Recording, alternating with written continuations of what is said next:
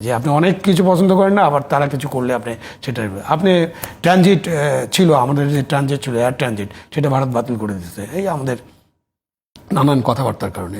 Push back করছে, ওখানে কিছু লোক আছে যারা বাংলাদেশ থেকে গিয়েছে বলে তারা দাবি করে। এখন পর্যন্ত যাদেরকে পুশ ব্যাক করা হয়েছে আমাদের গভর্নমেন্ট কি প্রমাণ করতে পারছে যে এই একটা লোক ভারতীয়, তাকে পুশ করা হয়েছে? বলেনি তো। যতজন জানে, এটা 100 জন, 500 জন, 1000 জন, যাই হোক, তারা তো বাংলাদেশি হিসেবে তাদেরকে পাঠিয়ে দিয়েছে।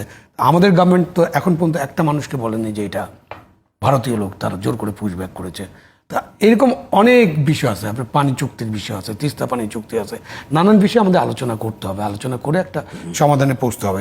স্পেসিফিক ভাবে তো তেমন কোনো পরিবর্তন আমার নজরে পড়ে না। একমাত্র ভারতের সাথে ওই যে চোখে চোখ রেখে কথা বলবো, মানে এগুলো পলিটিক্যাল রিটোরিকের মতো, এগুলোকে ডিপ্লোম্যাটিক না।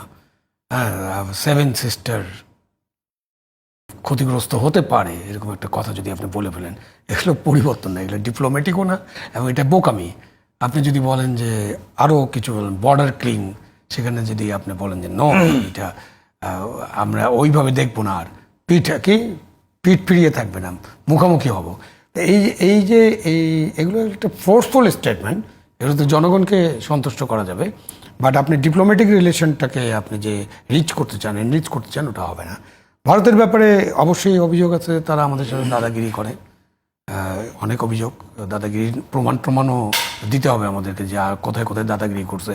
ভারতের সাথে নাকি আমাদের অনেকগুলো গোপন চুক্তি আছে, 100টার বেশি, 5-7টা তো গোপন চুক্তি আছে, যে কি 72 মুজিব, ইন্দিরা, হ্যান।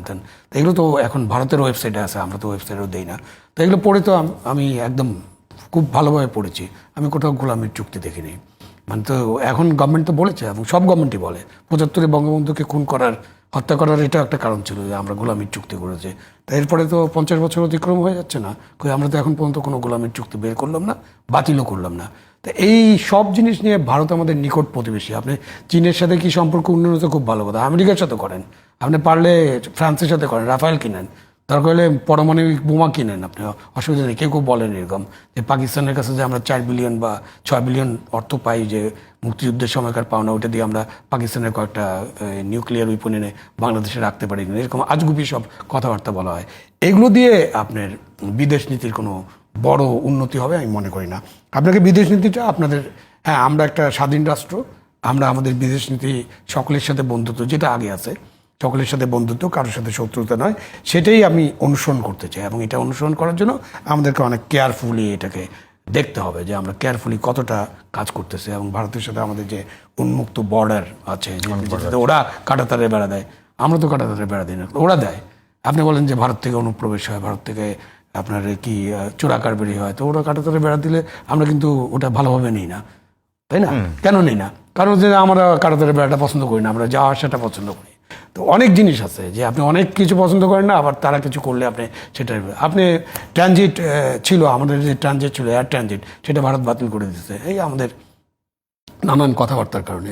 পুশ ব্যাক করছে, ওখানে কিছু লোক আছে যারা বাংলাদেশ থেকে গিয়েছে বলে তারা দাবি করে। এখন পর্যন্ত যাদেরকে পুশ ব্যাক করা হয়েছে আমাদের গভর্নমেন্ট কি প্রমাণ করতে পারছে যে এই একটা লোক ভারতীয়, তাকে পুশ করা হয়েছে? বলেনি তো। যতজন জানে, এটা 100 জন, 500 জন, 1000 জন, যাই হোক, তারা তো বাংলাদেশি হিসেবে তাদেরকে পাঠিয়ে দিয়েছে। আমাদের গভর্নমেন্ট তো এখন পর্যন্ত একটা মানুষকে বলেনি যে এটা ভারতীয় লোক, তারা জোর করে পুশ ব্যাক করেছে। তা এরকম অনেক বিষয় আছে, আপনার পানি চুক্তির বিষয় আছে, তিস্তা পানি চুক্তি আছে, নানান বিষয়ে আমাদের আলোচনা করতে হবে, আলোচনা করে একটা সমাধানে পৌঁছতে হবে। তো